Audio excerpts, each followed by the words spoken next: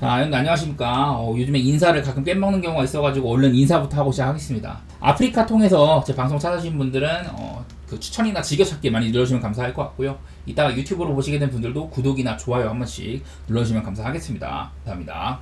자, 먼저 첫 경기 미네소타 대 오클랜드 경기입니다. 솔직히 말해서 되게 까다로운 경기죠. 미네소타 대 오클랜드, 일단은 베일리 오버 나오는데 워낙에 지금 시즌 방어율도 5.13이고 오락가락이 심합니다. 시즌 초반에 그 딱 첫 경기부터 막 1.2이닝인가 81점 막 이렇게 하면서 시즌 출발을 굉장히 안 좋게 했다가 그 이후에는 본인의 능력으로 방어를 깎아나가는 모습이 있었거든요. 하지만 또 최근 들어서 5이닝 6실점, 5이닝 3실점, 4.2이닝 4실점, 그냥 실점이 많습니다. 요즘에 또 4이닝 5실점 이런 경기도 하고, 그냥 최근 5경기가 아주 볼품이 없어요. 이런 점들 때문에 일단 베일리 오버를 믿기가 힘들다. 그 기간 동안 피홈런도 6방, 최근 5경기에 피홈런 6방 맞기도 하면서 지금 66.2이닝 동안 피홈런 11방으로 특히 피홈런이 좀 약점인 듯한 모습이 많이 있습니다. 볼넷 같은 것들은 장점인데 피홈런이 아쉽다는 면을 좀 얘기하고 싶고요. 그리고 이제 오클랜드 에스테스 같은 경우는 얘는 요상하게 잘 막아요. 최근 경기도 보면은 뭐 7이닝 4실점, 5이닝 2실점, 6.1이닝 무실점, 5이닝 3실점 정도로 나름대로 제 몫은 해주고 있는 편이 있습니다. 물론 경기를 얼마 안 치러가지고 시즌 6경기밖에 안 뛰었으니까 홈에서 2.70, 원정 6.27 이런 부분들은 사실 얘기거리는 안 되는 것 같아요. 딱히 뭐 피홈런이 많다거나 볼넷을 많이 준다거나 이런 모습도 관찰되지는 않고, 오클랜드 정도의 팀에서 4, 5 선발 정도는 무난하게 해줄만 하다는 생각이 있네요. 아무래도 오클랜드가 선발에 좀 구멍이 많이 있다 보니까 스트립플링이라든지, 오클랜드가 시즌 초반에 막 선발 나왔던 애들 중에 거의 한 3, 4명이 빠져있는 상황인데 이렇게 올려쓴 애들 가운데서는 나쁘지 않다 이런 얘기들 하고 싶은데요. 자, 이 경기에서 얘기하고 싶은 점들, 이 오클랜드는 올 시즌도 여전히 빠따가 구려요. 그렇긴 한데 얘네들의 유일한 힘이라면은 홈런이거든요. 시즌 지금 81개 홈런을 까면서 홈런의 면에서는 이점이 있다 이런 얘기들 해드리고 싶은데, 아까 말했다시피 베일리 오버는 이닝 대비 피홈런은 조금 많은 편입니다. 그런 부분은 불안 요소인데요. 결국에는 요즘에 빠따 동향상 오클랜드가 지금 7연패 중이다. 5안타, 4안타, 10안타, 9안타, 8안타, 7안타, 5안타 이런 식으로 가끔 홈런 까주는 거 말고는 득점하는 게 조금 어려워하는 모양새가 있다. 이런 얘기들 해드리고 싶은데, 미네소타는 반면 최근 6경기 동안 그 5승 1패 이렇게 또 달리고 있거든요. 그리고 그 5승 중에서는 4경기가 상당히 또 안타 같은 것들이 많은 경기였었다. 최근 미네소타의 빠따 상승세도 두드러지는 편이고, 제가 이거를 왼쪽에 있는 거를 최근 이제 한 일주일 정도로 수정을 했거든요. 최근 일주일 전 대비 빠따가 상당히 또 불이 나고 있는 그런 미네소타다 이런 얘기도 해보고 싶고요. 그냥 일단은 미네소타 승 쪽에다가 오버가는 거 나쁘지 않아 보이긴 합니다. 다음에 컵스 대 세인트루이스. 자, 이마나가가 또 등판합니다. 이마나가가 직전 경기는 6.2이닝 2실점으로 회복세가 있었습니다. 그전에는 4.1이닝 5실점, 4.1이닝 7실점으로 한창 잘하다가 2경기가 부러졌었거든요. 그때 이제 이마나가가 어떤 공들을 이렇게 쳐맞았나, 이마나가가 맞은 공들이 어디에 이렇게 제구가 된 공들이었나 이런 것들을 봤을 때는 대부분이 몰린 공들이라고 했었고, 이런 얘기들 했는데 직전 경기는 뭐 오피안타밖에 안 맞았습니다. 실점도 2점밖에 없었고, 이날 이제 이마나가의 투구 내용 같은 것들을 좀 살피면요, 여기 왼쪽에 있는 게 이마나가거든요. 이런 식으로 전반적으로는 높은 코스의 공을 많이 던졌다. 스플리터는 좀 떨어지는 공으로 이렇게 많이 던졌고, 존 안쪽으로 특히 많이 우겨넣는 모습들, 이런 게 되게 많았었어요. 그래가지고 이마나가는 여전히 좀 공격적인 피칭을 이어나가고 거기서 많은 수확을 거둬들이는 것 같다 이런 생각인데, 그러니까 이마나가의 스타일 자체는 변함이 없다는 소리예요. 이러다가 뭐 가끔 얻어맞는 거는 몰리는 공이라든지 그런 공들은 좀 얻어맞을 수도 있겠지만은 이마나가의 스타일 자체는 여전하다. 저는 막 딱히 신시내티 전에 이마나가가 엄청난 이런 뭐 변경 사안들, 수정할 점을 이렇게 보완했다든지 그런 것들도 아니었는데 괜찮은 피칭을 했다는 점, 여전히 볼넷 같은 것들은 적고 위기 자체를 많이 안 준다 이런 점은 긍정적으로 살피고는 있습니다. 그리고 이제 안드레 팔란테 같은 경우는 이 친구가 그 피홈런 같은 부분은 강점이 있다. 이렇게 주로 땅볼 유도를 많이 하는 투수다. 반면에 볼넷이 문제다. 이런 얘기들을 했는데, 직전 경기 콜로라도 상대로는 5이닝 동안 3피안타, 볼넷 하나밖에 안 주면서 좋은 피칭을 했습니다. 일단 요즘에 양팀의 빠따 생각을 하면은 컵스는 너무 안 좋아요. 얘네들이 뭐 두 자릿수 안타 3경기 연속 치다가 다시 9안타, 3안타, 3안타 이러고 있거든요. 다시금 시카고 컵스 빠따가 제대로 식은 상황이고, 반면에 세인트루이스가 지금 3연승 달리고 있는데 3연승 동안 10안타, 8안타, 9안타 포함해가지고 그전에도 8안타, 10안타 그전에 비해서는 다소간의 빠따가 좀 나아진 모습이 있긴 합니다. 양팀 다 이렇게 오피스상으로는 19등으로 동률이다 이런 것들이 보이긴 하는데, 최근 빠따 분위기상은 세인트루이스가 낫죠. 그리고 컵스는 다소간에 조금 처지는 모양새다 이런 얘기들을 할 만한데요. 자, 이런 거 상대 전적 같은 거 보면은 물론 이마나가는 올 시즌이 메이저리그 첫 시즌이라 가지고 상대 팀에 대한 이런 상대 전적 별로 없는데 팔란테는 55타석에 271 정도로 좋지는 않았었습니다. 271 정도로. 얘가 또 따지고 보면은 시카고 컵스 상대로 9경기 동안 2.41이거든요. 뭐 대부분 이제 불펜으로 출전한 경우가 많았다. 이런 것들이 있기는 하지만은 그래도 예전에 선발로 나왔을 때도 엄청 뭐 난타를 당한다거나 그 정도까지는 아니었어요. 그래서 뭐 팔란테가 이마나가보다는 현재 조금 아래급으로 보이긴 하나 그렇다고 아주 뭐 딸리는 것까지는 아니다 이런 얘기를 해보고 싶고, 자 내일 특히 세인트루이스가 평소보다 좌한 상대로 원정 낮 경기에는 더 못 칠 가능성이 있다 이런 것들 보이고요. 시카고 컵스는 올 시즌에 빠따가 안 좋은 만큼 최근 분위기도 안 좋은 만큼 그냥 그저 그렇다고 합니다만은 저는 빠따 포텐셜을 높게는 안 보고 있네요. 개인적으로 이 경기는 그냥 승패 방향은 조금 까다롭고 저는 언더 정도만 한번 생각해 볼게요.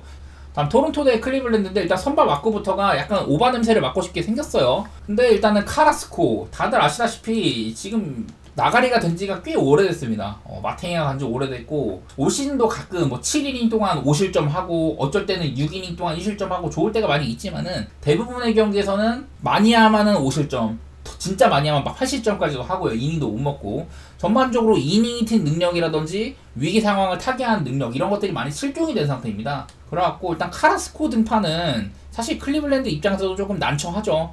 반면에 토론토 보우덴 프란시스가 나오는데 토론토도 지금 선발 공백이 꽤나 있는 상황입니다. 그래갖고 이렇게 보우덴 프란시스라든지 그 이제 야리엘 로드리게스 이런 애들 올려서 쓰고 있는데 보우덴 프란시스가 직전 경기는 4이닝 3피안타 무실점 경기 나름대로 나쁘지 않은 경기를 했습니다. 근데 그 전에는 3.1이닝 5실점이라든지 4월달에 되게 안 좋았었던 그런 성적들이 많이 있었어요. 시즌 방어율이 어느덧 7.36이고 사실 이런 내용들만 봤을 때는 이 친구를 신뢰하기는 어려운데 어쨌든 고생 많이 하다가 최근 바로 직전 경기 오클랜드전에서는 좀 좋은 모습을 보여줬다 이런 얘기들은 할만합니다.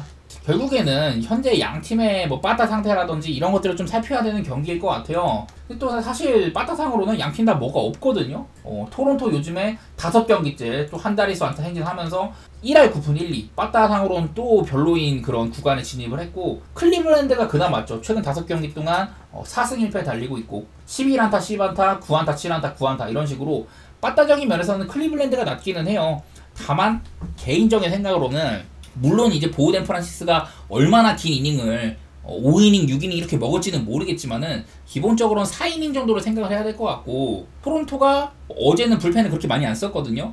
근데 반면에 클리블랜드는 어제 주전급 불펜들을 5명이나 빡빡하게 썼다 이런 것들이 좀 생각이 나가지고 카라스코가 일단 기본적으로 많은 이닝은 못 먹을 것 같고 경기가 길어진다면은 물론 이렇게 클리블랜드는 전체 불펜 1위 토론토는 28위 이런 것들이 리스크가 있긴 하지만요 저는 개인적으로는 언더 같은 거 생각해보고 싶네요. 이거는 뭐 양팀 다 요즘에 빠따가 그렇게 좋지는 않다는 점 그리고 뭐 카라스코도 이런 점들은 눈에 들어옵니다. 통산 213 정도로 좋은 면이 있긴 했다. 이래가지고 그냥 뭐 저는 언더라든지 좀 경기가 길어지면은 물론 클리블랜드가 불펜 리스크가 있긴 하나 클불슨 같은 것들도 배당은 좋게 보이긴 하더라고요. 그런 데 보도록 하고 양팀 다 이렇게 최근 8.5 기준으로는 언더가 많았다는 점 이런 것들도 끌리긴 하네요. 다음 볼티모어 대 필라델피아 어제 경기는 제가 도망갔습니다. 오늘 경기는 확연하게 그레이슨 로드리게즈가 낫다고 말씀드릴 수 있을 것 같습니다. 타이완 워커 직전 경기 5.2이닝 2실점 그 런던에서 펼쳐진 경기에서는 나름대로 호투를 했었어요. 그날 뭐 볼넷도 많이 안 주고 뭐 피홈런이라든지 여러 가지 좀 피안타도 적게 맞고 좋은 면들이 있었는데 기본적으로 올 시즌 5.40에다가 예년에 비해서도 지금 피홈런 작년에는 이제 172이닝 동안 피홈런이 20방이었거든요. 근데 지금 43이닝 거의 한 4분의 1 수준인데 벌써 8피홈런입니다. 다른 뭐 볼넷이라든지 뭐 삼진 숫자, 피안타 이런 것들은 딱히 두드러지진 않는데 올 시즌에는 특히 이런 홈런에 대한 리스크가 꽤나 있는 타이완 워커라고 할 수가 있을 것 같아요. 그레이슨 로드리게즈는 지금 63.1이닝 동안 3.27 제가 이제 작년 2화 때쯤에는 그레이슨 로드리게즈가 되게 못했어요. 작년에는 이제 좋은 구위를 가진 공 대비 막 방어율 같은 게 이렇게 안 좋았었습니다. 전반기에만 7.35였는데 후반기 들어서 좋아졌고 올 시즌도 작년 후반기의 모습을 이어나가고 있다. 얼마 전에 이제 상태가 조금 안 좋아가지고 부상자 명단 갔다 왔는데 갔다 온 이후로는 또 좋은 모습 보여주고 있기도 하고 전반적으로는 확실히 선발 우세는 로드리게스 쪽이 있다고 봐야 될 것 같아요. 다만 제가 아까 말씀드린 이런 필라델피아의 이런 홈런 물론 볼티모어도 지금 홈런을 굉장히 잘 치는 팀입니다.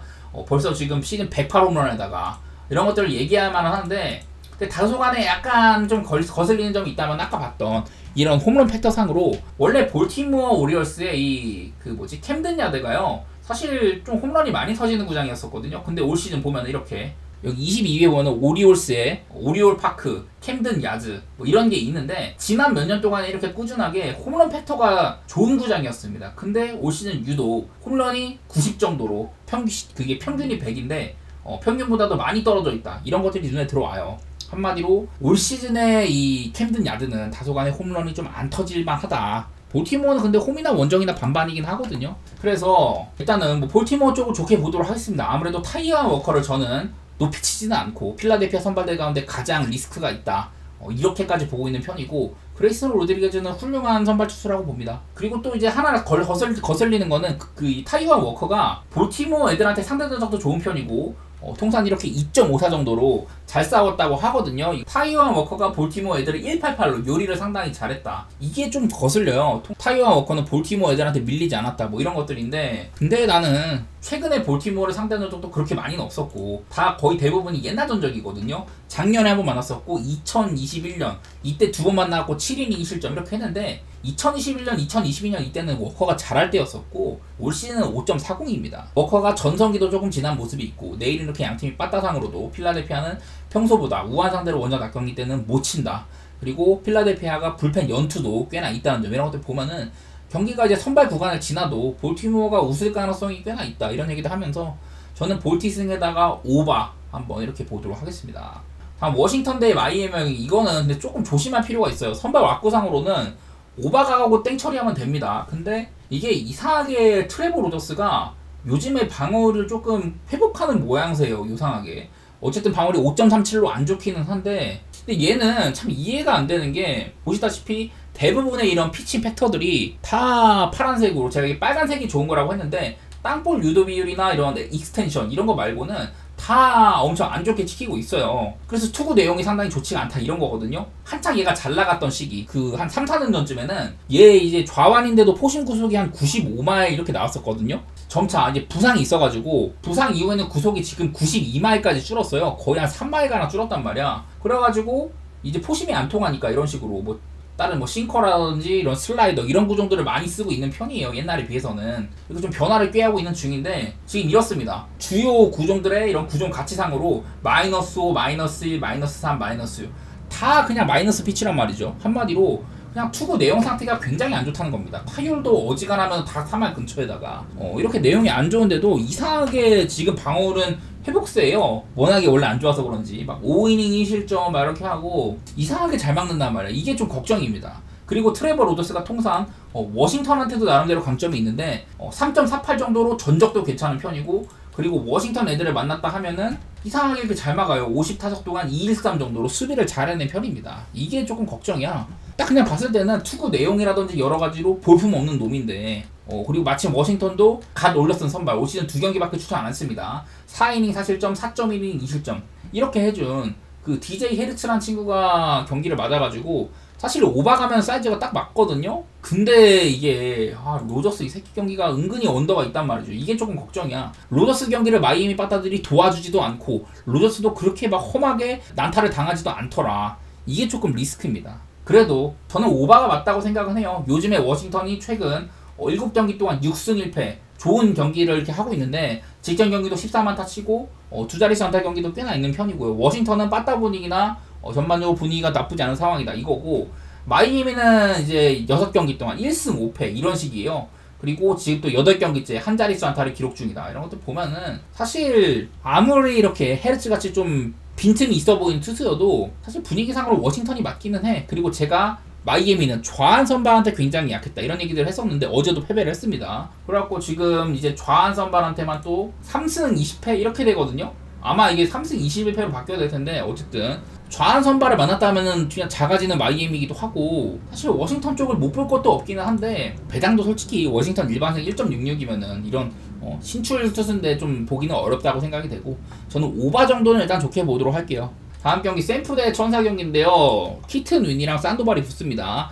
산도발이 요즘에는 조금 상태가 좋아졌었다가 직전 휴스턴한테는 5.이닝 동안 5실점 이렇게 조금 안 좋은 모습을 보였습니다. 그전에는 확연하게 회복세들이 조금 있었는데 다소간에 좀 아쉬운 면이 있어요. 그래도 이 친구는 땅볼 투수이기도 하고 땅볼 투수인데 이제 좀 피홈런도 적고 하다 보니까 FIP 같은 것들은 괜찮습니다. 시즌 방울 5.23인데 FIP는 그냥 4점대 초반. 이 친구의 뭐 공 같은 것들은 꽤나 좋은 평가를 받고 있긴 하다. 자, 키튼 위는 지금 방울 6.94예요. 그래서 얘도 조금 이제 휴식을 취하고 왔었습니다. 직전 경기가 6월 10일 등판이었는데 그 전에는 5월 15일이었다. 거의 한 2주가량 좀 정비하는 시간을 가지고 왔는데도 텍사스한테 4.1이닝 7실점. 그 당시에 텍사스는 좀 못 쳤었거든요. 그 경기에서도 개쳐맞았다.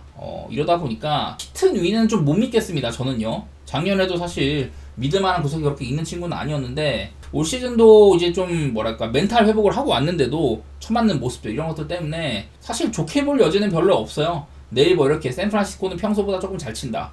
천사는 평소보다 조금 못 친다. 이런 것들이 있기는 한데 산도발이 그 46타석 동안 샌프란시스코 애들한테 179 정도로 상당히 좋은 면모였다. 가끔 이렇게 장타 같은 것들은 높게 찍히긴 하지만 피안타 자체는 좀 낮은 편이었다. 땅볼 투수이기도 하고 이런 점들도 괜찮게 보이기는 하더라고요. 양팀의 빠따 같은 거 보면은 샌프란시스코도 최근에 뭐 10안타 치면서 회복세에 있기는 한데 천사도 전혀 뒤지지가 않습니다. 천사 최근 5경기 동안 12안타, 11안타, 14안타, 6안타, 11안타 이렇게 치고 있거든요. 그래서 요즘에 빠따 분위기상으로 3할을 치고 있어요, 천사가. 그리고 산도발 정도면은 어제 앤더슨에 이어서 꽤나 믿을만한 선발이라고 할 만도 하고 저는 이거 또 한 번 천사를 못 볼 거 없을 것 같거든요. 천사의 뭐 프렌 같은 거는 배당이 조금 아쉽고 최대 뭐 일반승까지 봐야 될 것 같은데 상대팀 선발도 만만한 편이고 저는 조금 그렇게 보고 싶네요. 저는 천사 사이드에다가 언더오버는 안 보고 그냥 그렇게만 가도록 하겠습니다. 산도발에 대한 리스크를 걱정하시는 분들은 오바 같은 것들도 괜찮긴 할 것 같네요. 다음 경기 미러키 대 신시내티 뭐 이렇게 보는데 브라이스 윌슨이랑 앤드류 웨버 요즘에 브라이스 윌슨이 컨디션이 상당히 안 좋습니다. 시즌 방울 뭐 3점대 초반, 2점대 후반 이랬었는데 최근 6경기 동안 6.11, 피홈런 5방, 삼진은 적어지고 볼넷도 많이 허용을 하면서 특히 브라이스 윌슨은 제자리를 찾아가는 모습이다. 원래도 정규 선발도 아니었었고 올 시즌 미러키가 워낙에 선발에 구멍이 많다 보니까 윌슨이 나오게 됐었는데 원래부터 윌슨에 대한 이런 기대치가 높지는 않았었어요. 좀 제자리를 찾아가는 과정에 있다고 봐야 되고 특히 최근 들어서 막 4.1이닝 7실점 대량 실점을 하는 경우도 덜어 있었다. 이런 것들이 관찰이 되고요. 앤드류 웨버 올 시즌도 3.28로 작년 이맘때 막 방어리 1점대 아니면 2점대 초반 이런 식으로 되게 좋았었거든요. 작년에도 괜찮은 이런 데뷔 시즌을 맞이를 했는데 소포머 시즌도 나쁘지 않게 하고 있습니다. 다만 이제 가끔씩 세인트루이스한테 6이닝 6실점 한다는 거나 텍사스한테 5.1이닝 4실점 가끔 이렇게 몰아맞을 때가 있기는 해요. 그러긴 한데 통상적으로는 괜찮게 봐줄 만한 친구인 것 같아요. 근데 이 경기는 제가 조금 얘기를 하고 싶은 게 뭐냐면은 양팀 선수의 이제 좌타자 상대나 우타자 상대 이거를 조금 주목을 해보고 싶습니다. 브라이스 윌슨 같은 경우는 이렇게 좌타자한테 약한 면모가 있었고요. 우타자한테는 상대적으로는 괜찮은 편이고 그렇다고 좋은 것도 아니에요. 앤드류 에버슨 좌타자한테는 좌타자는 킬러인데 우타자한테는 약한 편이다. 이게 조금 눈에 들어오거든요. 그래갖고 내일 양팀의 예상 선발 이런 것들을 좀 확인해 보도록 할 텐데 자 내일 신시내티는 보시다시피 여기 이름 옆에 있는 L, R 그리고 S 여기 S 같은 경우는 스위치 히터 양타석에 모두 들어설 수 있다는 거고 신시내티는 이렇게 좌타자가 굉장히 많습니다. 제가 아까 브라이스 윌슨은 우타자 대비 좌타자한테 약한 편이라고 했었고 그리고 미러키 보면은 라인업에 좌타자가 한 명밖에 없어요. 아까 앤드류 에버시 좌타자 킬러고 우타자한테는 약하다고 했는데 미러키는 대부분이 우타자입니다. 이런 것들을 보면은 내일 그냥 오바 같은 거 찌르는 게 낫지 않을까. 왜냐면 이 경기는 답이 사실 잘 안 나오거든. 오바 같은 거 찌르는 게 그나마 낫지 않을까 싶네요. 신시내티도 한창 6경기 동안 한 자릿수한테 그치면서 빠따 흐름이 많이 좀 자빠져 있었는데 직전 경기 미러키 상대로 10안타 2홈런 쳐주면서 확연하게 나아진 모습이 있었거든요. 다만 그 경기에서는 실책을 5개나 저지르면서 아쉬운 면모들이 있긴 했다. 이렇게 아무래도 그 엘리 델라크루스 같은 애들이 너무 실책이 많기는 해. 뭐 그런 점들도 오바에는 나름대로 청신으로 갈 수 있을 것 같고요. 저는 선발상의 우세는 그래도 신시내티 쪽에 있다. 양팀의 최근 빠따 분위기는 미러키도 사실 신시내티한테 그렇게 크게 앞서는 것까지는 아니다. 이런 생각들이 들어가지고 저는 신시승의 오바를 보고 싶기는 한데요. 통상 이제 앤드류 에버슨 미러키 애들한테 2-1-2 정도로 좋았었고 브라이스 윌슨도 신시내티 애들을 1-7-8 정도로 상대를 잘했다. 사실 이런 게 있다 보니까 아까 말했던 좌우놀이 이런 것들도 얘기하기가 조금 껄쩍지근하긴 한데 양팀 특히 브라이스 윌슨 같은 애들 요즘에 너무 못하기도 하고 저는 신시내티 사이드에다가 오바 이렇게 생각해 보도록 하겠습니다. 자, 애틀 대 템파베이는 모튼이랑 페피오가 붙는데요. 자, 이거는 조금 깊게 들어가 보도록 하겠습니다. 자, 저는 맨날 찰리 모튼이 원래 2016년쯤에 갑자기 구속이 폭발적으로 상승을 하면서 원래도 좋았던 커브에다가 이런 빠른 구속이 장착이 되다 보니까 괜찮은 선발 투수로 다시금 거듭났다 이런 얘기들을 했는데, 자, 여전히 커브는 올 시즌도 나쁘지 않은 편이거든요. 그리고 이 찰리 모튼은 주요 가장 많이 던지는 커브일 정도로 커브에 대한 애착이 심한 선수예요. 이제 내일 상대가 템파베이지 않습니까? 자, 이거 보면은 여기 WCB라고 있는데 이게 뭐냐면은 커브를 상대로 이 팀들의 이런 그 뭐 생산력 같은 것들 이렇게 보면 될 것 같은데, 커브볼에 대한 이제 대처 능력이라고 보시면 될 것 같고요. 자, 리그에서 가장 커브를 대처를 못하는 팀이 콜로라도, 그 다음 팀이 템파베이입니다. 템파베이는 리그 30개 팀 가운데 커브에 대해서 두 번째로 약한 팀이다, 이런 얘기들을 할 만하거든요. 물론 이제 찰리 모튼이 올 시즌에 오락가락하는 모습이 상당히 많아요. 직전 경기도 5이닝 5실점, 저번에 한번 워싱턴한테도 5.2이닝 8실점 이렇게 하면서, 특히 워싱턴한테만 두 번 두드러 맞았는데 사이에 오클랜드 상대로 6이닝 무실점, 매츠한테 7이닝 2실점, 좋았던 구간도 많이 있어요. 이게 모튼이 통상 템파베이 상대 전적도 나쁘지가 않습니다. 통상 3.14 정도, 물론 옛날 전적도 많이 있지만은 작년에도 6.1이닝 2실점, 재작년에도 6이닝 3실점, 그전에도 뭐 6.2이닝 2실점 이렇게 좋았던 구간들도 많이 있거든요. 템파베이 빠따들한테 26타석밖에 상대 안 했지만은 190 정도로 좋았다는 점들, 이런 것들을 보니까 아까 봤던 템파베이가 커브에 대한 대처가 안 되고 모튼은 리그에서도 손꼽히는 커브를 던지는 투수다, 이런 것들이 조합이 되다 보니까 아무래도 애틀랜타 쪽을 좀 좋게 볼 만한 여지가 있을 것 같습니다. 물론 라이언 페피오도 이 그 좀 뭐랄까 직구의 힘 같은 것들이 끝내주는 선수고 삼진도 많이 잡는 유형이고요. 그래갖고 얘도 호투할 가능성을 배제할 수는 없기는 한데, 근데 요즘에 제가 애틀랜타 보면은 빠따가 두 경기 연속 12안타씩 치고 있거든요. 한창 안 좋았던 빠따가 요즘 애틀랜타는 좀 빠따적으로 뭔가 해주는 모습들이 있어가지고, 제가 어제도 애틀 빠따를 안 믿고 언더를 봤는데 오바가 나기도 하고, 그 전에 이제 볼티모어의 경기도 레이나도 로페즈는 잘하지만 애틀 빠따는 못 친다, 이런 마인드로 접근을 했는데 애틀랜타가 두 번 다 빠따로 이제 제 발목을 잡았었거든요. 오늘은 한번 애틀랜타를 믿어보고 싶다. 물론 애틀랜타가 올 시즌에 그런 적이 되게 많아요. 한두 번씩 빠따 잘 치고 다시 또 빠따 날아가고 이런 적이 되게 많기는 한데, 저는 한번 오늘은 모튼도 믿어보고, 그리고 애틀랜타 빠따도 조금 해줬을 만한 그런 마음에서 저는 애틀 사이드에다가 언더오버는 9.5에서 조금 빡센데, 근데 이거 9.5 언더가 1.64면은 그냥 오바 보는 게 나을 것 같아요. 자, 다음 경기 휴스턴 대 디트로이트인데 이 경기는 많이 어렵습니다. 자, 어제도 타릭 스쿠발이 나온 날에 나 이거 좀 꺼림칙하다, 휴스턴이 헌터 브라운도 요즘에 잘하고 홈에서는 이런 홈런 같은 부분들, 빠따적인 부분들이 상당히 튄다, 이런 얘기들 하면서 제가 그 경기는 휴스턴 쪽을 봤거든요. 다행히도 타릭 스쿠발이 4대 4실점인가 막 그렇게 하면서 휴스턴이 승리를 챙겨갔는데, 어제 헌터 브라운은 요즘 컨디션이 좋은 편이었었고 벌랜더는 사실 그렇지는 못해요. 지금 뭐 시즌 방울 3.95 정도로 봐줄만 하기는 한데, 이제 여타 시즌들에 비해서는 재작년에는 싸이형을 탔고 작년에도 3.19로 준수했는데 올 시즌 3.95입니다. 이닝 대비 피홈런, 이런 비율상으로 지금 피홈런이 굉장히 많습니다. 볼넷도 많아지고 삼진 개수는 점차 줄어들고 있고 이런 모양새예요. 한마디로 벌랜더의 이런 투수 컨디션들이 많은 나이가 증명을 하듯이 진짜 명확한 하락세에 접어들고 있기는 해요. 그래도 가끔 뭐 7이닝 실점해주고 막 7이닝 먹어주면서 막 그럴 때가 있기는 해. 근데 일단 최근 두 경기 세인트루이스한테 5이닝 4실점, 천사한테 5이닝 4실점 이렇게 해주고 있긴 하거든요. 벌랜더가 좀 오락가락하는 모습들, 이거는 눈에 들어오긴 하네. 근데 뭐 아시다시피 디트로이트는 잘 못 치는 팀이잖아요. 통상 이제 벌랜더가 이제 작년이랑 올해만, 그 작년에 두 번만 나왔고 5이닝 2실점, 5이닝 무실점, 올해도 7이닝 무실점, 이렇게 친정팀한테는 굉장히 강한 편이긴 했습니다. 그래서 일단은 벌랜더 의심스럽기는 하나 대 디트로이트전 성적도 좋은 편이고, 디트로이트 빠따 당연히 뭐 칭찬할 부분도 많지 않고요.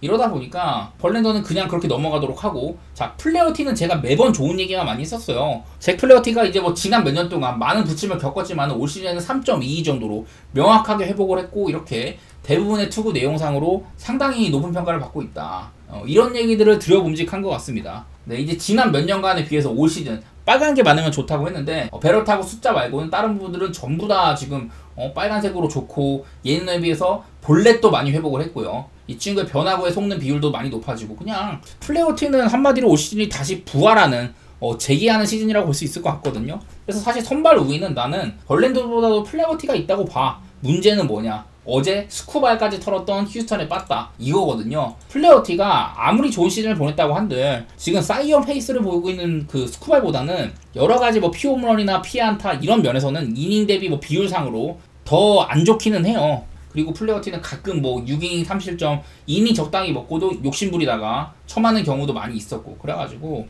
예측이 되게 어렵습니다. 확실히 이게 투수는 둘 다 나쁘지 않은데 특히 플레어티는 훌륭한 수준인데, 휴스턴이 얘네들이 홈에서는 여러 번 말씀드린 것처럼 총 86개의 홈런 중에서 홈에서만 56개, 원정에서 30개 이런 식으로 홈에서의 빠따가 상당히 잘 던지는 팀이다. 이 얘기를 안 할 수가 없어요. 그래서 저는 되게 어렵다고 느낍니다, 이 경기는. 플레어티는 214, 벌랜더는 225 정도로 상대팀한테도 나름대로 호투한 면이 있었다, 이런 것들인데 저는 오늘 그냥 한번 언더 정도만 생각해 보도록 하겠습니다. 어제도 뭐 4대0 승부, 디트로이트가 전혀 그 헌터브라는 공략을 못했었고, 벌랜더의 디트로이트는 선덕도 최근에는 좋았던 편이기도 하고요. 플레어티가 휴스턴한테 엄청 난타당할 것 같지는 않다, 이런 생각들을 해보면서 그냥 언더 정도만 생각해 보도록 할게요. 다음 매츠 대 샌디에이고, 이 경기도 어렵습니다. 자, 일단은 퀸타나 올 시즌에 오락가락이 상당히 심하죠. 최근에 3.2이닝 3실점, 4이닝 3실점 이렇게 하면서 6이닝 정도 먹을 때도 3타 실점씩 해줍니다. 그냥 기본적으로 퀸타나는 이제는 실점이 너무 많아요. 이닝을 가끔 많이 먹을 때조차 실점이 많다. 시즌 방어로 5.29, 부활했다고 하는 2022년 세인트루이스에서 2.84, 작년에도 3.57 이랬다가 올 시즌에 5.29거든요. 이런 것들을 보니까 퀸타나가 뭐 나이도 꽤나 있는 편이기도 하고 올 시즌에 또 다시 좋았던 기운을 잃어버렸구나, 이런 생각들이 일단 좀 들고요. 상대팀인 마주르 같은 경우는 이제 갓 2경기밖에 안 치는 선수입니다. 데뷔전에서 6이닝 실점, 상당히 좋은 투구 내용을 보였는데 바로 다음 경기에 애리조나한테 3이닝 8실점으로 난타를 당했거든요. 보시다시피 뭐 마이너리그 성적도 그저 그랬었고 가지고 있는 공 같은 것들도 뭐 그냥 특출난 부분은 없다. 단순히 지금 샌디에고가 선발난이잖아요. 머스그로버라든지 달빛 같은 애들, 이런 애들이 부상으로 빠져있다 보니까 올려 쓴 건데, 직전 경기에 난타당하는 거 보면은 딱히 이 친구에 대한 기대치도 그렇게 높지는 않겠구나, 이런 생각들이 들고, 저는 그냥 오바 같은 거 보고 싶어요. 어제는 매치의 머나야, 샌디에고의 월드론 둘 다 나쁘지 않게 던져줬는데 지금 얘네 둘은 어제에 비해서는 확연하게 믿을 구석이 별로 없다, 이렇게 볼만한 것 같네요. 이게 샌디에고가 얘네들이 웃긴 게 한창 막 잘 치다가 이상하게 빠따가 확 튀었다가 확 죽고 그러거든요. 그래서 샌디에고 빠따 가늠이 정말 어려운데 저는 개인적으로는 내일은 퀸타나 정도면은 조금은 공략 가능하겠다, 이런 생각들을 해보도록 하고, 매츠도 지금 최근 2경기 동안 4안타 치고 이겼어요. 그렇게나 막 짠물 야구를 하고 있는데 그래도 이렇게 뭐 신인급 투수 마주르 같은 애들한테는 한번, 이 친구가 뭐 스토프 능력이 좋은 건 아니에요. 9이닝 동안 그 삼진은 4개, 볼넷은 7개 이러다 보니까 그래도 매치가 기회를 좀 가져가지 않을까, 이런 생각들 해보도록 하겠습니다. 저는 5화 볼게요. 그리고 보스턴 대 양키스 경기, 쿠퍼 크리스웰이랑 로돈인데, 이게 일단 크리스웰은 매번 말씀드리지만 이 친구는 뭐 이닝도 많이 못 먹고 특출나게 보이는 점이 없습니다. 그나마 방울이 4.13 정도로 나쁘진 않다, 이거밖에 얘기할 게 없는데 기본적으로 이닝은 많이 못 먹어요. 시즌 11번의 등판 중에 48이닝밖에 못 먹었다. 기본적으로 4이닝 정도밖에 못 먹는다는 소리죠. 반면에 이제 카를로스 로돈 14번의 선발 등판에서 80이닝. 로돈이 지금 정말 좋아졌습니다. 그 이제 재작년쯤에, 그리고 그 전 화싹이랑 샌프란시스코에서는 아주 불같은 시즌을 보냈다가 작년에 되게 부진했었잖아요. 근데 올 시즌에는 지금 선발로 7연승 달리고 있기도 하고, 그냥 명확하게 이거 하나 보여드리면 끝날 것 같네요. 자, 2023년 딱 이제 그 똑같이 14번의 선발 등판했을 시점에서는 3승 8패에 6.85, 삼진 64개에 WHIP가 1.45였었거든요. 근데 올 시즌 똑같이 14번의 선발 등판에서 9승 2패, 방울 2.93으로 드라마틱한 변화가 있었고, 삼진 74개, WHIP 1.05. 그러니까 삼진 같은 능력은 전성기 때에 비하면 많이 떨어졌다는 건데, 이런 뭐 볼넷 같은 제구 같은 부분도 그렇고 전반적으로 확실히 나아졌다는 소리예요. 이런 것들을 보면은 지금 상승세가 굉장하기도 하고, 일단은 선발 우위는 양키스가 가져가야 된다고 볼 것 같아요. 다만 거슬리는 점이라면은 26타석 동안 3타전 정도로 상대를 많이 하진 않았지만은 장타도 꽤나 많은 편이고 리스크가 없지는 않습니다. 그래도 통산 로돈이 보스턴 애들한테는 6경기 동안 3.34 정도로 괜찮은 편이 많이 있었어요. 21년도에 5이닝이 실점, 작년에도 5이닝이 실점 정도로 나쁘지는 않았거든요. 그렇게 이런 것들 보면은 내일 뭐 보스턴이 좌한 상대로 홈에서 밤경기에 평소보다 많이 떨어진다고도 하고, 보스턴도 지금 빠따가 무섭기는 해. 하지만 어디까지나 양키스에 비할 바는 아니다. 올 시즌 OPS도 보여주고, 저는 여러가지로 다시 한번 양키스를 봐도 좋을 것 같네요. 그리고 9.5라면은 글쎄 어제도 그렇고 얘네 기준점이 좀 높다고 생각은 들거든요. 저는 어제도 뭐 양키스가 8대1로 개패긴 했지만은 나는 그냥 언더 같은 거 좀 보고 싶네. 굳이 가자면 저는 언더일 것 같아요. 다음 시애틀 대 텍사스 경기. 자, 기준점이 6.5를 줬어요. 근데 나는 솔직히 이건 도망가야 된다고 싶어. 일단 홈, 시애틀이 홈이라는 점이 가장 거슬립니다. 조지 커비는 원정에서는 4.70, 홈에서는 2.72 이런 식으로 홈발을 많이 받는다. 아무래도 리그에서 볼넷을 뭐 가장 안 주는 투수답게 볼넷은 많이 안 주는데 피안타는 꽤나 있는 편이고, 최근 3경기 동안은 원정이 껴있음에도 홈런이 한 방도 안 맞았다. 올 시즌에 80이닝 동안 9피 홈런으로 다소간에 아쉬운 면은 있어요. 홈런은 꽤나 많이 맞는다 이런 것들이 있기는 한데, 그래도 홈커비는 나름대로 괜찮게 볼만합니다. 특히 얘가 원정에서는 8피 홈런인데 홈에서는 1피 홈런밖에 없다. 이닝 소화나 이런 것들 보면은 비율상으로 삼진 개수라든지 피안타 이런 것들은 다 원정이나 홈이나 비율상으로 비슷하거든요. 근데 피홈런만큼은 홈에서 절대적으로 적다. 이런 얘기들을 드리고 싶네요. 제가 여러 차례 T-모바일 파크 투수 친화적인 구장이다 이런 얘기도 많이 했었고, 일단은 커비는 홈이라는 점이 상당히 좀 긍정적으로 볼만하다 이거고요. 반면에 이제 이볼디 같은 경우, 원래는 이제 작년 이맘때 텍사스의 에이스였었잖아요. 근데 부상 때문에 좀 많이 빠져 있었고, 복귀하나 애리조나전에서는 3이닝 2실점 조금 아쉬웠는데, 그 이후에 디트로이트 5.2이닝 2실점, 샌프란시스코 7이닝 2실점. 샌프란시스코전에서 딱 그냥 이볼디답게 2이닝 많이 먹고 피안타 적게 받고 딱 텍사스의 에이스 시절 모습을 보여줬었거든요. 그게 제일 눈에 들어오는 것 같아.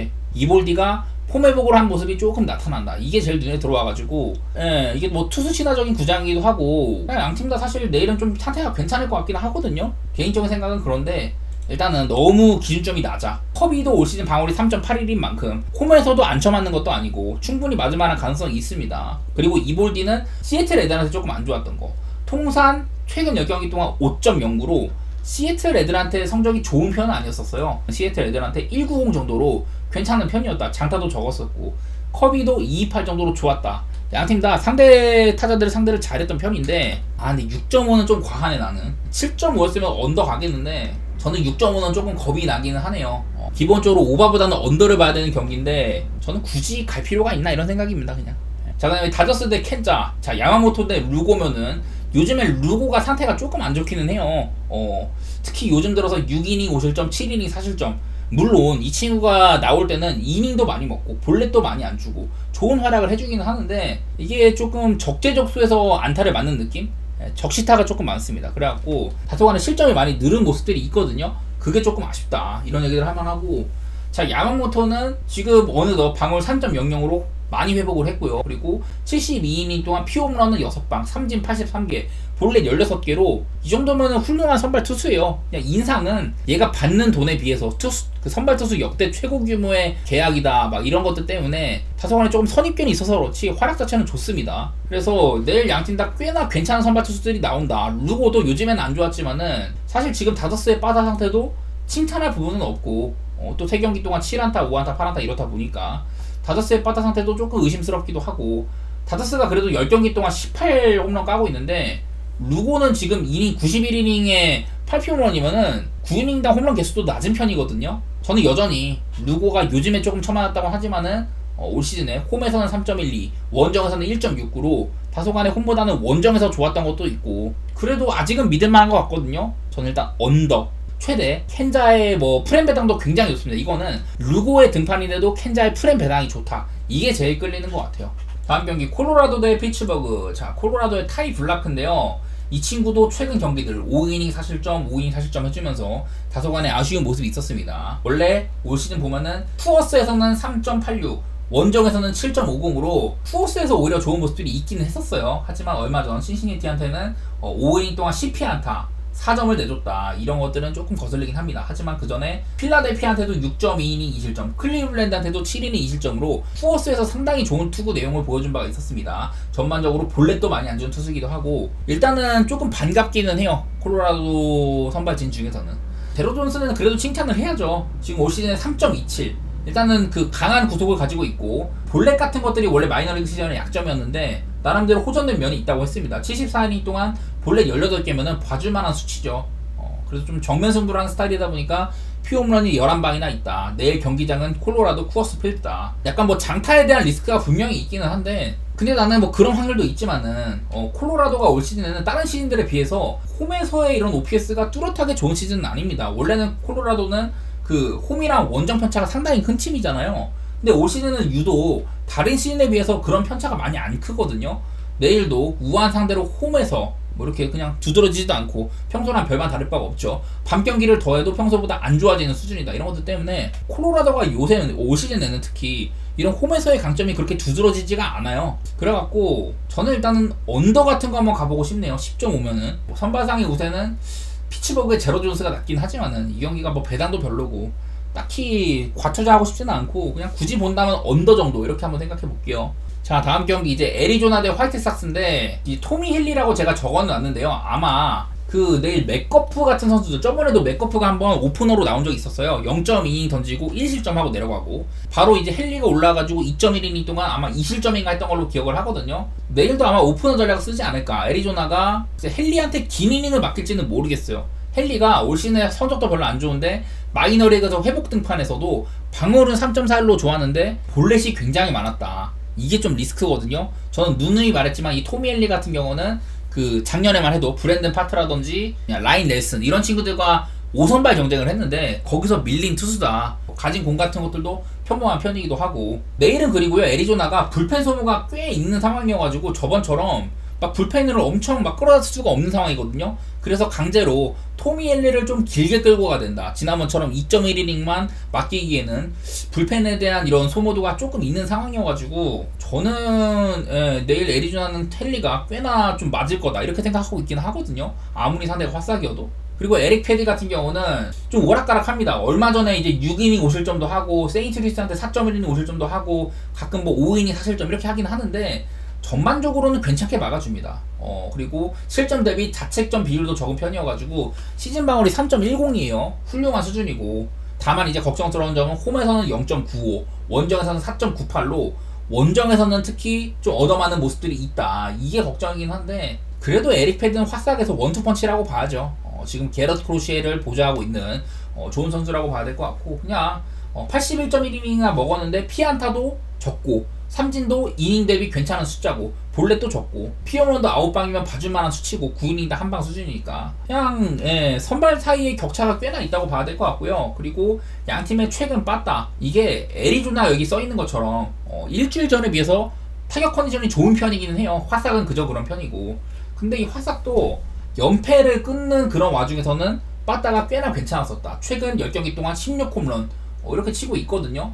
물론 애리조나도 요즘에 그 5경기 동안 9홈런 이렇게 쳐주면서 빠따가 애리조나도 좋기는 한데 일단 선발상의 우위가 조금 커 보이고 저는 화싹 사이드라든지 뭐 오바 이런 거 볼만하다고 싶기는 한데 근데 에릭 패디 경기 8.5 오바? 솔직히 잘 모르겠어요. 화싹 빠따도 걱정스럽기도 하고 저는 그냥 화싹의 역배 같은 거 한번 생각해 보도록 하겠습니다. 첫 경기 헝가리 대 스위스인데 일단 예상 선발 명단을 좀 볼게요. 원래는 이제 최전방에 우리나라에서 뛰는 마틴 아감이냐 아니면 바르가냐 선발 그 센터 포워드 경쟁이 있긴 합니다. 이제 그 옛날에 살라이가 아직 뛸 때는 그때는 살라이가 닭주전이었었죠. 지난번 그 유로 2020대 헝가리가 프랑스, 포르투갈, 독일 여기조에서 아마 3등인가 했던 걸로 기억을 합니다. 4등이었나? 하여튼 뭐 엄청 잘 싸웠었거든요. 그러고 나서 이제 네이션스 리그에서도 A까지 올라가면서 되게 헝가리는 이제 지난 유로 이후로는 지금 다시 4년이 지나기까지 엄청 잘해왔었어요. 칭찬할 만한 팀이고 헝가리도 마르코 로시 감독 딱 이탈리아다운 색깔을 많이 펼치고 있습니다.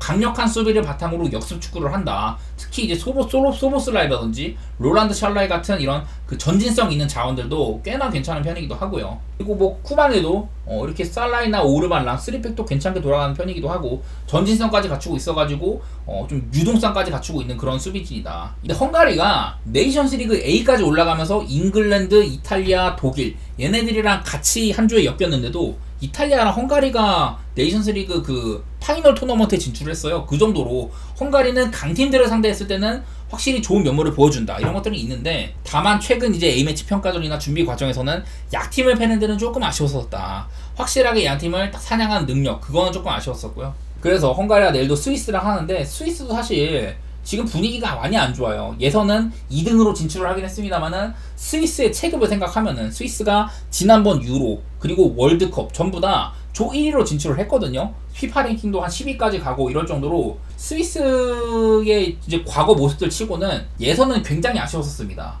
여기저기서 확실히 1위를 해줬어야 되는 조인데, 그리고 라인을 보면은 여전히 이제 자카라든지 샤키리 이런 애들도 그렇고 로드리게스도 사실은 좀 세대 교체가 돼야 되는데 아직도 안 되고 있고요. 그나마 이제 하리스 세페로비치 같은 지난 대회 때는 되게 잘했던 공격수가 있었는데 세페로비치도 지금 없는 상황이에요. 그래서 최전방에 뭐 이렇게 조금 다소간에 약하다, 브릴 엠브로라든지 암도우니 이런 친구들이 아마 서지 않을까 싶긴 한데, 아니면 뭐 오카포를 세울 수도 있고요. 전반적으로 스위스는 경기력이 많이 약해진 듯한 느낌이 있어요, 저는요. 물론 수비진은 훌륭하다. 니코 엘베디, 마누엘 아칸지, 파비안 쉐어 훌륭하고, 골키퍼까지 스위스 역대 최고의 골키퍼 얀조머까지 이끌고 있긴 한데, 이게 나는 전방이 특히 아쉽네. 수비진까지는 나쁘지 않아요. 하지만 수비진도 로드리게즈는 조금 이제 나이도 있는 편이고, 프렐러도 아탈란타 시절 그 정점일 때에 비해서는 조금 내려왔고, 전반적으로 저는 스위스는 지난 4년간에 비해서 헝가리는 많이 올라왔지만 스위스는 좀 떨어진 편에 속한다고 보거든요.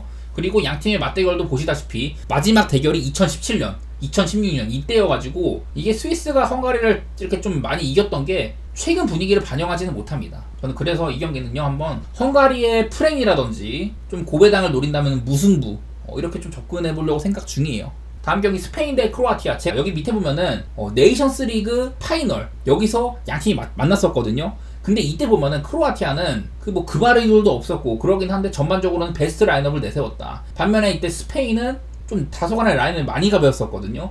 거의 뭐 유로 지금 주전 대비해서는 한 3명가량 빠진 그 정도 전력으로 임했는데, 어쨌든 이런 모습이 있었고, 그리고 2021년 그전 맞대결은요, 유로 이게 아마 16강인가 그랬던 것 같아요. 8강인가? 이때 스페인은 전반적으로 리드를 하다가 그 우나이 시몬의 충격적인 빌드업 실수도 있었고, 그리고 우리나라에서 활약했던 오르샤의 대활약 덕분에 연장까지 가긴 했는데, 어쨌든 스페인이 크로아티아 상대로 좋은 경기를 하긴 했었다. 이런 결과들이 있었습니다. 그 전에 뭐 2018년에 스페인 상대로 크로아티아가 이기고 이런 것도 있었지만은, 전반적으로 지금 현재 양 팀의 사이클을 보면은 크로아티아는 여전히 모드리치, 페리시치, 브로조비치 이런 사실은 이제 세대 교체가 돼야 되는 선수들이 아직은 많이 좀 이렇게 있거든요. 영광스러운 2018년 월드컵 결승전 멤버들이 아직도 뛰고 있다.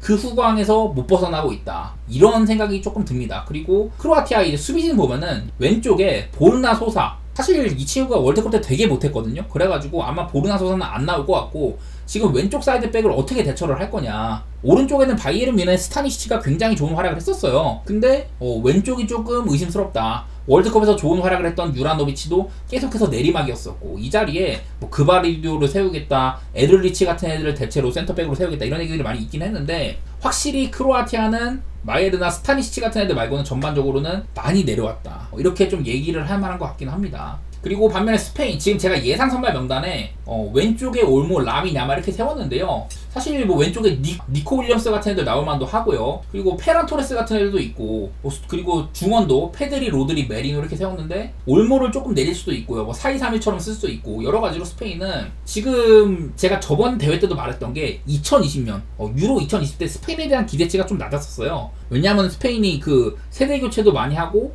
라인업상으로 얘네들이 뭐 레알 마드리드, 바르셀로나 애들도 아니고 막 소시에다드나 뭐 베티스 막 이런 데서 뛰는 애들을 많이 쓰다 보니까 약한 평가를 많이 받았는데, 그 대회에서 4강까지 갔습니다. 이탈리아랑 승부차기 끝에 결승 못 간 거였었고, 스페인은 충분히 잘했어요. 그리고 그 당시에 잘했던 뭐 페드리 같은 애들 이제는 경험을 쌓고 이런 토너먼트에 진입한 시점이다. 스페인의 이런 원래 약점이었던 경험, 이게 나름대로 해소가 됐다고 보는 모양새예요. 어디까지나 스페인의 가장 큰 약점, 모라타의 발끝입니다. 결정력. 스페인은 좋은 경기는 늘 하고 좋은 찬스는 잘 만듭니다만은 결정력이 모자라가지고 메이저리그에서 한 끗씩 이렇게 좀 자빠졌던 경험들이 많이 있는데, 그래서 모라타의 발끝이 제일 중요할 것 같아요. 호셀루라든지 뭐 페란 토레스나 올모, 오야르사 막 이런 친구들의 뭐 제로톱 이런 것들을 할 수도 있겠습니다만은, 일단은 모라타의 발끝이 제일 중요할 것 같아요. 전반적으로 최근 스페인의 분위기 자체는 나쁘지 않은 편이다. 이런 것들 좀 들어가지고 저는 개인적으로 스페인의 일반승 배당도 좋고 마행까지도 배당이 좋더라고요. 저는 분명히 스페인이 좋은 경기를 할 거라고 봅니다. 최근 전적상으로는 크로아티아가 최소 이렇게 무승부라든지 승리했던 경험까지 있긴 하다. 하지만 요즘 양팀의 분위기를 따졌을 때는 저는 스페인이 조금 더 나은 축구를 한다고 보기는 하네요. 자, 그리고 마지막으로 이제 이탈리아 대 알바니아인데, 자, 제가 이제 이탈리아를 가장 좋아하는 팀이에요. 그래서 응원을 많이 하긴 하는데, 또 이게 좋아하다 보니까 단점도 많이 보입니다. 기본적으로 뗄 수 없는 미드필더 바렐라, 니콜로 바렐라가 지금 컨디션이 상당히 안 좋아가지고 아마 프라테시나 크리스탄테 이런 애들이 대체를 하지 않을까 싶기는 해요. 크리스탄테도 직전 경기 폼이 썩 좋지는 않아가지고 저는 개인적으로 프라테시의 선발을 예측하고 있긴 합니다. 지금 보시다시피 바스토니나 다르면이 전부 다 인터밀란 선수거든요. 그리고 원래 가운데 제가 아체르비인데, 아체르비가 이제 아쉽게도 부상으로 이번 대회를 못 나올 것 같아요. 원래는 인터밀란의 이렇게 3백 조합, 아무래도 이제 국가대항전, 이제 국가대표팀이 조직력이 클럽에 비해서는 약하잖아요. 가끔 이제 한 번씩 만나서 합을 맞추다 보니까. 그래서 이렇게 이탈리아가 강했을 때는 유벤투스의 수비진을 쓴다든지 뭐 그런 식으로 많이 했는데, 이번에는 또 인터밀란의 수비진을 쓸 기회였었잖아요. 근데 이 아체르비가 부상으로 빠졌다는 점, 그게 조금 아쉽습니다. 그리고 전반적으로 저는 바스토니가 물론 지금 이제 대외적으로 굉장히 높은 평가를 받고 있어요. 빌드업도 훌륭하고 수비력도 준수하다, 이런 얘기들이 되게 많은데, 저는 개인적으로 바스토니가 수비력이 많이 아쉽다고 봐요. 아체르비의 대체자로 부온조르노라든지 볼로냐에서 아주 좋은 시즌을 보낸 뭐 칼라피오리 이런 애들이 뛸 수 있긴 하거든요. 근데 이건 스타일이 조금 다릅니다. 만약에 부온조르노가 뛴다, 이거는 수비적으로 조금 더 생각을 한 거고, 칼라피오리가 나온다면은 이 칼라피오리는 수비진에서도 특히 전진하는 성향이 굉장히 강하거든요. 거의 뭐 수비형 미드필더의 위치라든지 상당히 앞서서 나갈 정도로, 그 정도로 공격 혹은 뭐 리베로적인 측면까지 있는 선수예요. 누가 나올지는 모르겠다. 부온조르노일지 칼라피오리일지는 모르겠으나, 네, 어쨌든 아체르비의 대체자가 그리 나쁘지만은 않다, 이런 얘기들을 해보고 싶네요. 네, 전반적으로 이탈리아는 이번 예선도 그렇고 생각보다는 실점이 많았다, 이런 것들이 아쉽긴 한데 개인적으로는 괜찮게 보고 있고요. 반면에 이제 알바니아, 자, 이 알바니아도 원래는 이제 좀 오랫동안 이탈리아계 감독을 많이 썼었어요. 파누치부터 해가지고 막 레아 감독, 이렇게 오랫동안 이탈리아계 감독을 쓰다가 시우비뉴한테 감독을 맡기고 있는데, 여전히 좀 이탈리아의 색깔, 수비적인 측면이 많이 조금 반영이 돼 있는 듯한 모습이 있습니다. 특히 알바니아 대표팀을 보면은 여기 중에서 절반 이상이 세리에에서 뛰는 선수들이에요. 특히 여기 바이라미, 라마다니, 아슬란, 이렇게 미드필더 3명은 전부 다 세리에에서 뛰고 있고, 그리고 짐시티나 이스마일리 센터백 둘 다 세리에에서 뛰고 있는 선수들이고, 히사이도 그렇고요. 베리샤도 엠폴리 골키퍼고, 막 이렇게 이탈리아에서 뛰는 선수들이 너무 많아. 그래서 기본적으로 이탈리아 선수들이 알바니아 애들을 잘 알고 있다. 알바니아는 어디까지 이탈리아 축구의 아류다, 이렇게 좀 볼만하거든요. 더구나 이 아마 최전방에 치칼레시일지 브로야일지는 모르겠으나 다들 아시다시피 브로야는 첼시에서 거의 출전 기회를 못 받았습니다. 그리고 벌리였나? 풀럼이었나? 임대를 가는데도 의무 출전 조항인가? 10경기 정도는 출전을 해야 되는데 그거를 못 채웠어요. 그 정도로 폼이 안 좋았어가지고 알바니아가 2조 1위, 체코, 폴란드, 몰도바 이런 애들이 있는 조였는데도 1위를 했거든요. 그 가운데는 이렇게 괜찮은 수비진과 중원의 합이 셌다, 이거를 얘기할만 한데, 근데 사실 이런 상성을 이탈리아가 이제는 스타일을 많이 바꿨습니다. 점유율 축구를 바탕으로 많이 하는 축구를 해가지고 사실 공략하기 꽤 편하거든요. 저는 개인적으로 이거, 물론 이탈리아도 지금 조직력적인 측면에도 약간 약점이 있고 3백으로 나올지 4백으로 나올지 모르겠다, 약간은 의심 가는 점들이 있기는 한데, 그래도 이탈리아의 승리 가능성은 그렇게 어렵지는 않게 봅니다. 최근에 양 팀이 물론 상대한 지도 꽤 됐긴 하지만은 대부분 이탈리아가 승리하는 그림도 많이 있었었고, 네, 근데 이탈리아의 일반승이 배당이 너무 안 좋아요. 그래서 마헨이냐 햄무냐인데, 나는 마헨보다는 그냥 햄무 가고 싶기는 하더라고. 마헨 1.93가 햄무인가 생각을 하면은, 이탈리아가 지난 평가전 보스니아라든지 터키와의 평가전 생각을 하면은 결정적인 찬스를 만들어내는 능력은 그렇게 많지는 않았다. 알바니아도 이번 예선에서 사실점밖에 안 했고, 저는 이탈리아의 햄무 쪽으로 좀 가볼게요. 그리고 비슷한 관점에서 언더도 한번 생각해 보도록 하겠습니다. 오늘은 이렇게 축구랑 물브 위주로 준비를 많이 했고요. 이렇게 마무리하도록 하겠습니다, 형님들. 감사합니다.